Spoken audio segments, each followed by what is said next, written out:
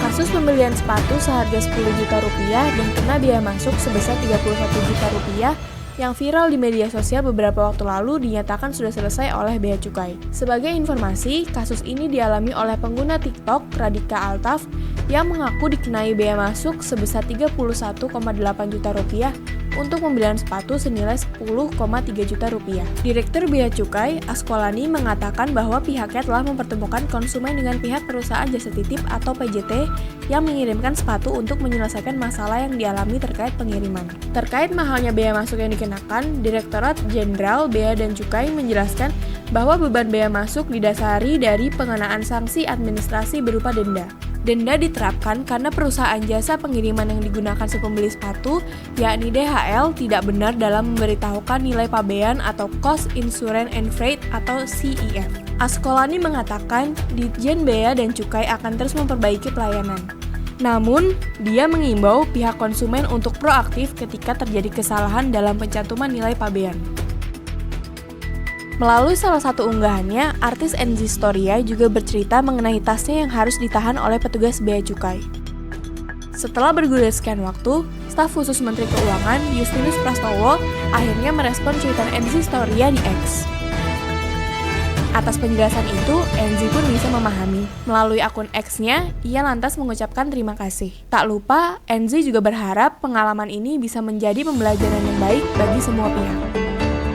Dari yang saya baca sih sebenarnya saya melihat sekilas itu adalah sebuah di Indonesia kan emang ada sistemnya untuk pembayaran biaya untuk biaya masuk gitu. Menurut saya sih, saya sarankan sih sebagai yang cinta lokal mungkin kita bisa membeli sepatu lokal gitu kan, itu nggak ada biaya masuknya dan lain-lain gitu Bang. Ya, kalau kita melihat kasus yang ada pasti ada penyebabnya ya. Tidak terlepas dari peraturan yang muncul. Waktu itu memang Permendag 36 2023 yang tadinya pengawasan bea cukainya itu dilakukan post border setelah masuk, kemudian nggak terlalu ketat. Jadi barang-barang impor diperiksa setelah masuk dalam pabean, masuk ke gudang. Nah, dengan Permendag 36 2023 ini kebanyakan pemeriksaan di bea cukai dilakukan border. Pada saat masuk langsung dicek. Di satu sisi positif, karena pemerintah bisa lebih selektif barang mana yang masuk dan memang tidak melanggar aturan, masalah standar nasional Indonesia, kemudian masalah keamanan negara, dan di situ kalau memang ada pajak dalam rangka impor ya kena.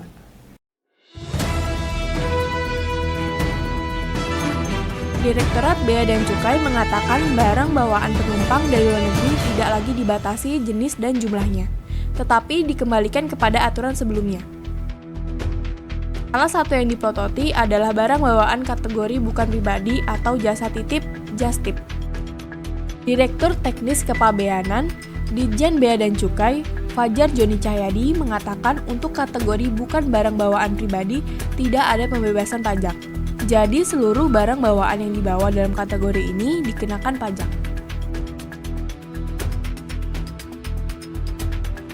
Sementara barang bawaan pribadi maksimal dibebaskan pajak hingga 500 US dollar.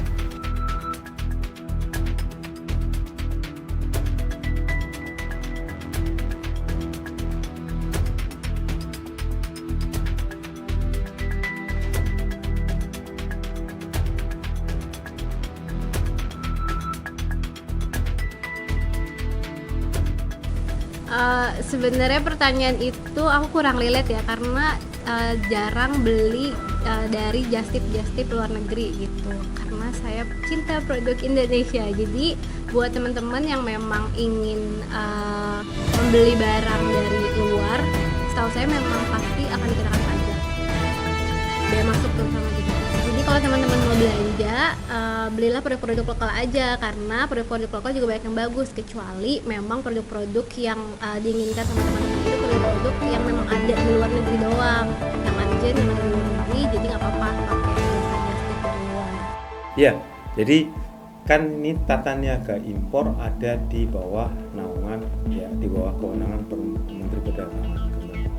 Sementara pengenaan pajak dalam rangka impor yang masuk itu kewenangan Kementerian Keuangan. Peraturan di Kementerian Keuangan nggak berubah. Yang berubah peraturan di Menteri Perdagangan, tata niaganya. Yang tadinya post border menjadi border, nah itu direlaksasi. Nah, ya udah, kalau udah kayak gini, otomatis kan barang masuk gitu, nggak perlu ada pemeriksaan border. Dilansir situs resmi Bea Cukai RI, Kepala Subdirektorat Humas dan Penyuluhan Bea Cukai, Encep Dudi Ginanjar, mengungkapkan bahwa pernyataan di X tentang peti jenazah yang dikenai bea masuk 30% dipastikan tidak benar. Setelah dilakukan pengecekan atas pengiriman peti jenazah dan jenazah dari Penang, Malaysia, tidak ada yang ditagih atau dipungut bea masuk ataupun pajak dalam rangka impor.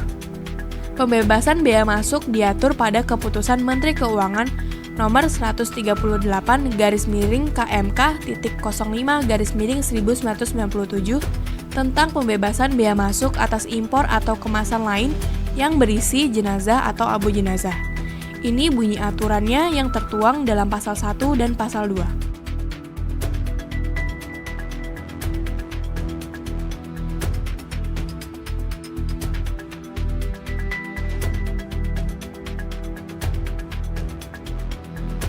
Akun warganet pencuit isu jenazah yang dikenai bea masuk tersebut akhirnya mengklarifikasi bahwa biaya yang harus dibayar temannya itu merupakan tagihan dari pihak swasta yang melakukan jasa pengurus jenazah, bukan dari pihak bea cukai.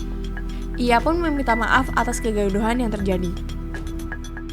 Intinya gini, Undang-Undang Kepabeanan itu memang mewajibkan bahwa setiap barang yang masuk ke dalam daerah pabean dan barang itu dari luar daerah pabean pasti kena bea masuk. Masalahnya untuk menentukan bea masuk kita harus menggunakan buku tarif. Tinggal dicek tuh, bukan masalah peti jenazahnya, tapi bahan-bahannya, kemudian spesifikasi barang yang diinformasikan ke bea cukai itu dicocokin dengan buku tarif. Ini barangnya masuk spesifikasi produk yang mana, kode HS, harmonis sistemnya yang mana, dan cek di situ ya masuknya berapa. Jadi bukan masalah peti matinya, tapi bahan bakunya apa.